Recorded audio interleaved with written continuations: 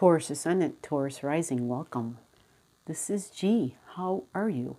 I'm really glad to be here with you guys. I hope you're doing well. Just want to let you know that we're going to go on an adventure together. We're going to talk about the May full moon.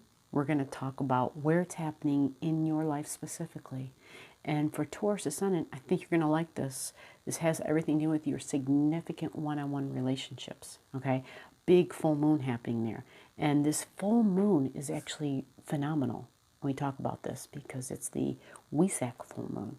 If you haven't watched the full moon video, I'm going to attach it below. I'm going to give you a taste of it here when I go into the depth of it. But I also have to talk about tons of retrogrades happening. We have Pluto retrograding. Actually, that retrograded at the end of April.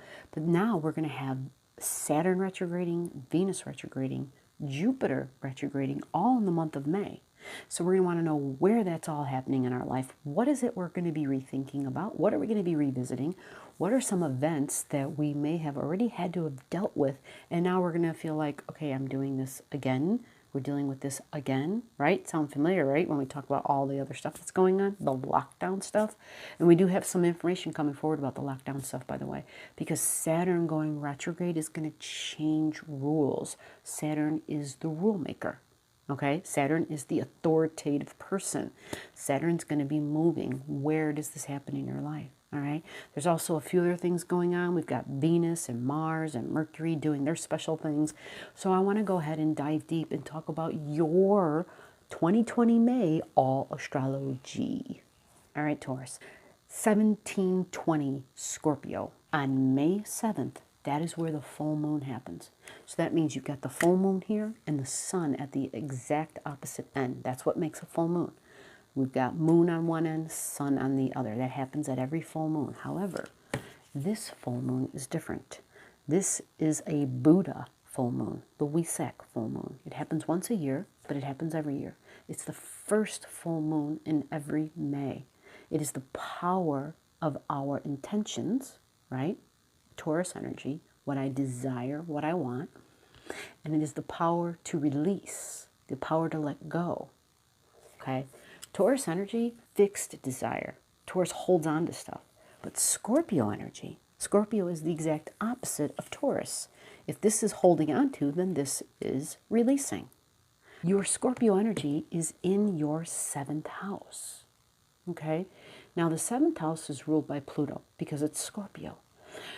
So typically this is going to mean that we have energy that is deep, all right? Deep emotional energy, deep feelings that we hide, right? We don't want anybody to see these feelings. And they are about people that we bond deeply with. Dive deeper into Scorpio, it's our past. And it's not even the past from this lifetime. It's past from other lifetimes because it's Pluto is its ruler is Pluto. Pluto is our soul's energy, okay? So our soul, how do we talk about that, right? You know how you just have knowing about things? Have there been things in your life where you felt like you should do something or not do something and you kind of battled with it and you were like, oh, I'm not going to listen. I don't want to do that. The part that said, I don't want to do that is your personality. It is who you are right now in this world. Your soul has no personality. Your soul is eternal.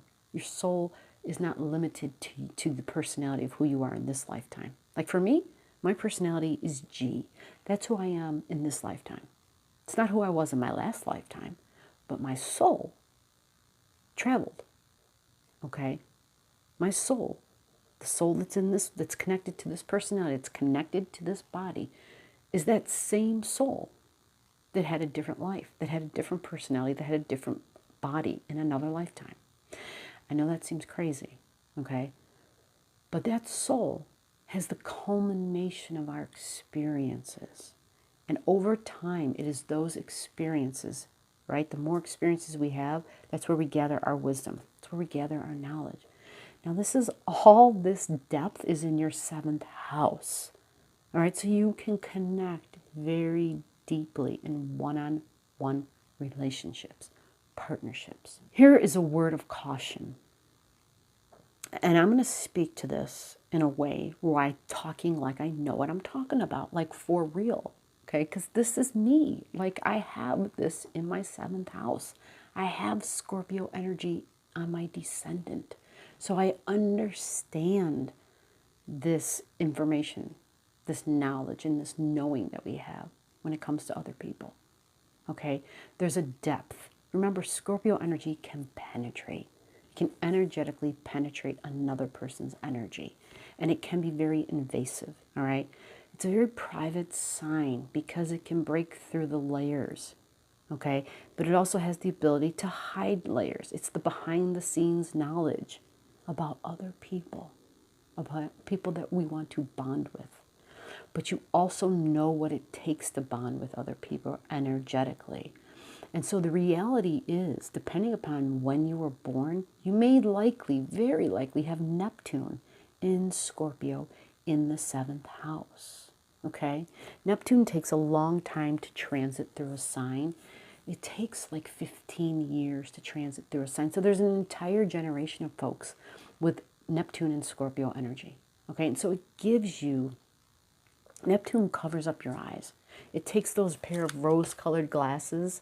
And when I say rose-colored, it means that you look at things and you have your own private spin on what they really are, right? And meaning, if it's rose-colored, well, you know, everything smells like roses. So that means you look at other folks and you put them up on a pedestal. They aren't as great as you think they are. Not that they're bad, but you elevate them in an unrealistic way. You don't see them for who they really are, because of the rose-colored glasses that Neptune went ahead and said, here, try these on. And I dare you to tell me what the truth is in regards to that person. That's what it wants you to do. It wants you to see clearly. And this is a real thing.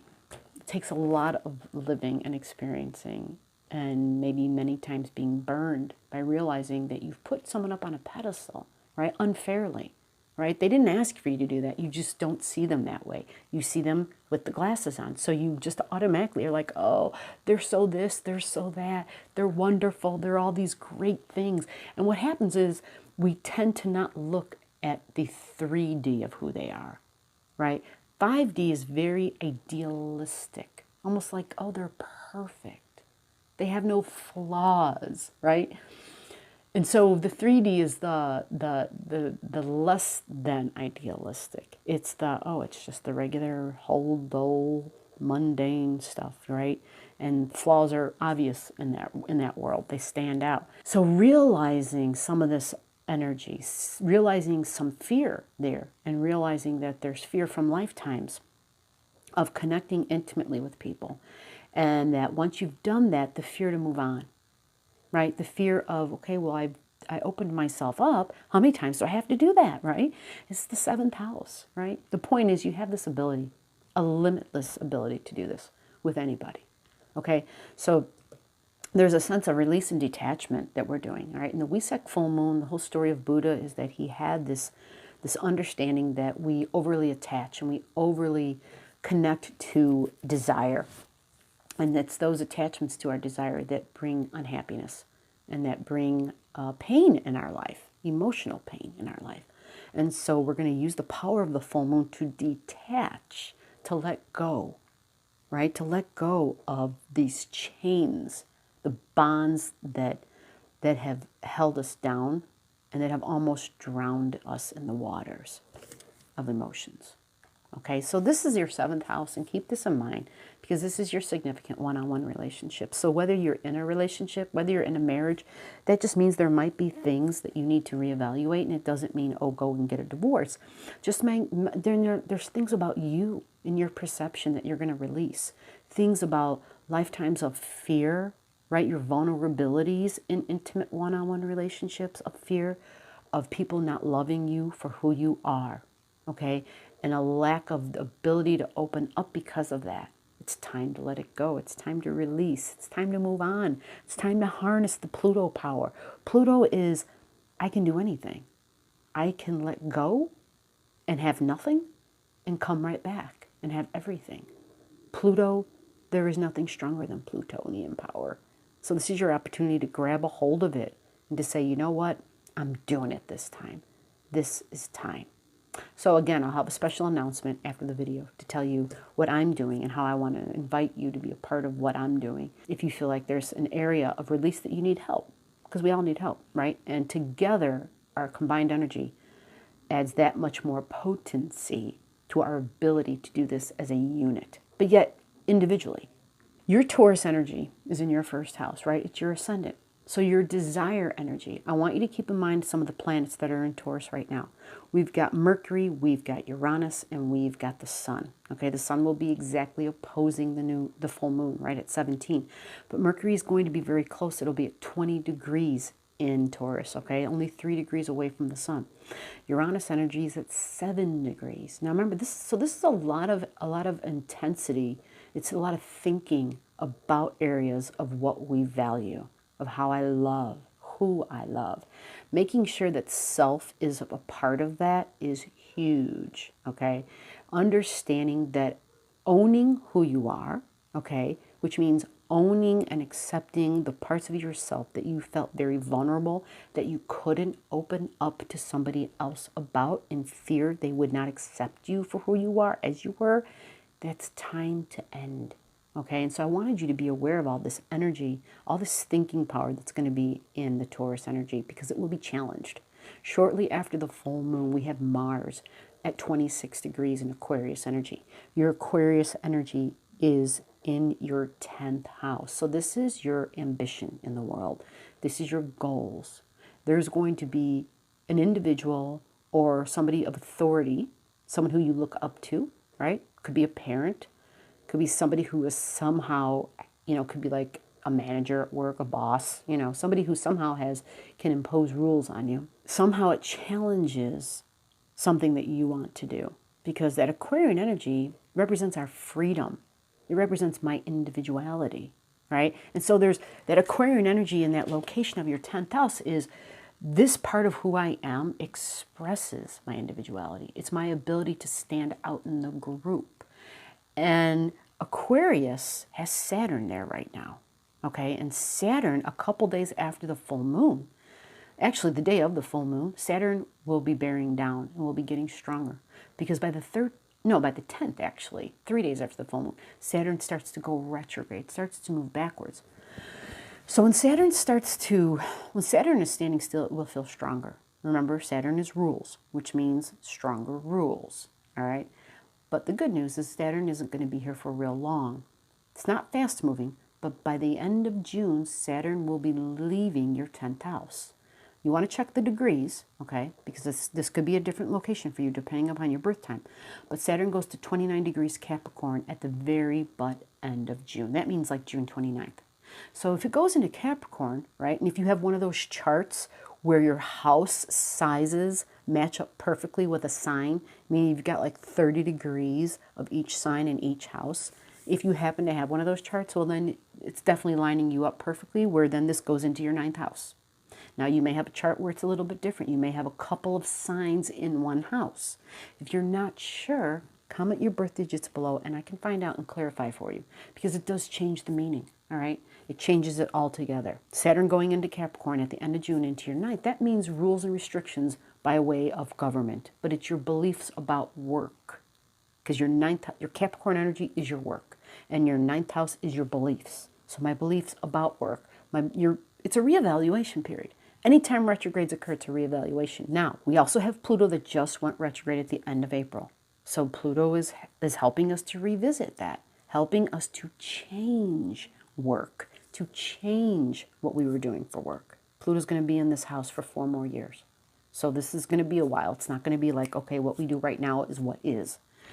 That brings me to my next point, Venus going retrograde. Venus is retrograding in the sign of Gemini and will be in the sign of Gemini for like 5 more months.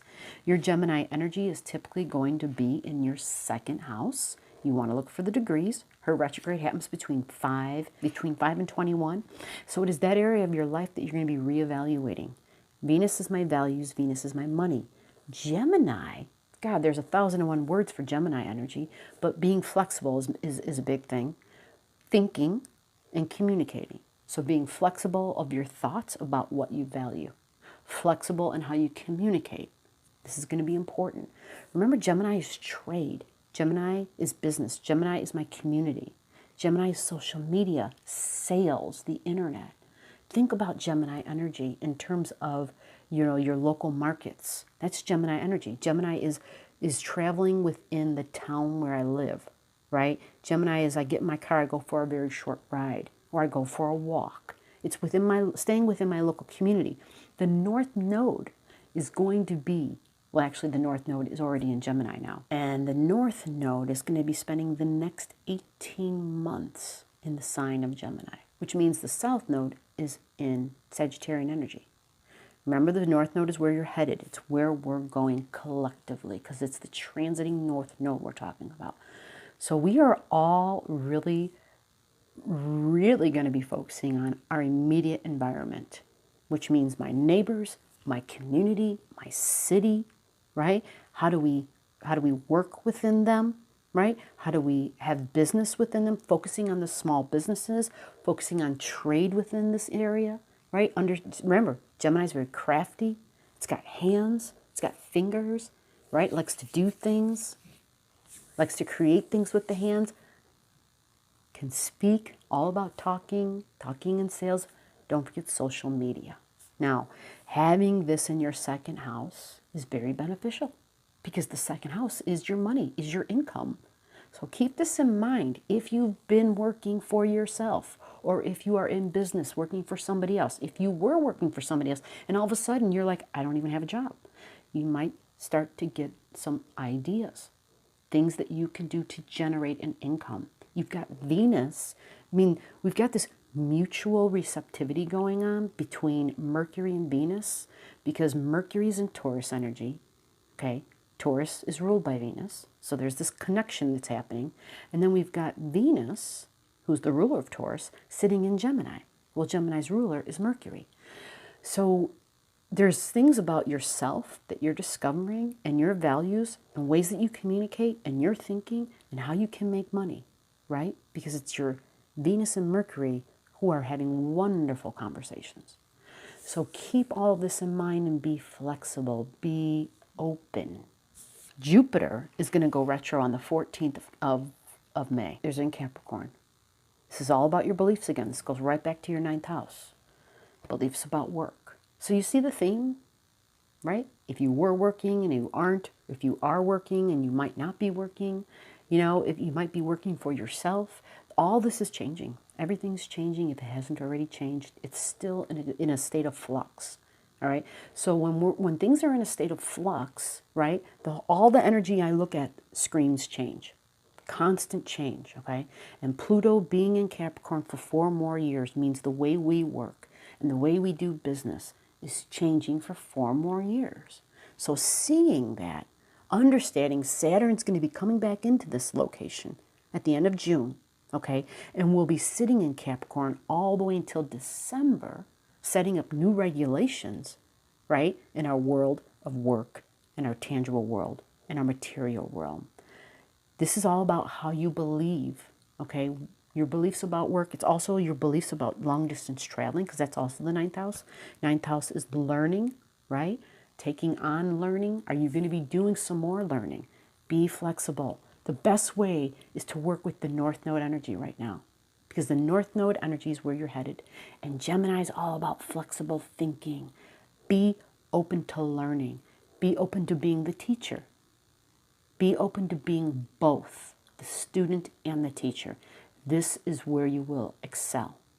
Keep in mind that after the full moon, we have Mars squaring Mercury, okay? So Mars in Aquarian energy, in your 10th house, your ambitions, squaring your Mercury energy, which could be, Mercury's going to be at like 26 degrees. Find out where 26 degrees Taurus is, because that's where she'll be squaring tightly. I would say 24, 25, 26 degrees. See what house she's in. It might dip into your 2nd house a little bit. Depends on your specific birth time. If you don't know, comment below. I can look that up for you. But what that means is there may be information that comes through, because Taurus is my money, my resources, stuff I value. There might be something that comes through at the time that might be upsetting, because it might be, okay, these are the new rules, And it might be something that conflicts with what you believe and your values about what you value. Your values of what you hold near and dear, especially in forms of communication, because it's Mercury, it's information and communication. And I brought it up again because it might not feel good, because it's Mars, and Mars wants to be the first one out of the gate. So there might be somebody who's rushing something, but Mercury in Taurus does not like to rush. It says, I need more time to think about this. And what I am suggesting is that you do take the time to think about it, to think it through, because it's going to be difficult to be clear, because Mercury doesn't do real good in Taurus energy. Things are not very clear. The sun is covering Mercury's energy up at this time. Now, we do have a lot of support from Neptune. Neptune is coming through and trining, or I should say sextiling Mercury exactly, which is beneficial. And that's going to be very, very tight, almost exact on the full moon, which means that on this full moon day, the 7th, really get a moment when you can be alone and where you can just maybe get some higher emanations and receive ideas and information. Because it's not going to be about the super intellectual side of your brain kicking in. It's going to be about a download coming in. And when that comes in, I want you to trust it. Okay, I want you to hold on to it and trust it and go with it. And that may give you some peace when you get the information that Mars brings, whoever that Martian person is in your life at that time, that authority person. Now, the last part of the reading here is going to be about my offer doing the full moon ceremony. I want us all to join forces, because this is such a big opportunity when we have Buddha's radiation and energies coming down, where we can focus on that which we want to release. Everyone has something different in their life that they're attached to, and their ability to detach. I know what mine is in terms of the 7th house Scorpio stuff. I've been trying to work on it, and so I will be utilizing this full moon ceremony to fully release and fully detach. And so all you got to do is comment below, put your, 1 or 2 or 3 words of what it is you want to release. A part of my ceremony, I'm going to build a really big ass fire, like a big fire, because there's so much old fear, right? Subconscious layered old fear that needs to go in general, right? Other than what's going on in our life now, there's been past lives of other stuff, right? And so there's this buildup, and it's time to burn it all off. And so I'm building the big fire. And when I create your prayer tie, it's going to have your words. I'm going to speak into them. I'm going to offer tobacco in there. I'm going to wrap them up in cotton. I'm going to use my knowledge with the native traditions, offer it to the earth, offer it to the universe. I'm going to pull in the archangels, and we are going to do a major release together.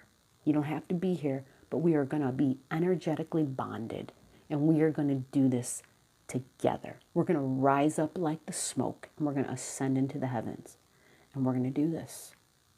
We're going to do this for our future. All right, Taurus, I hope this has helped put some light on your path.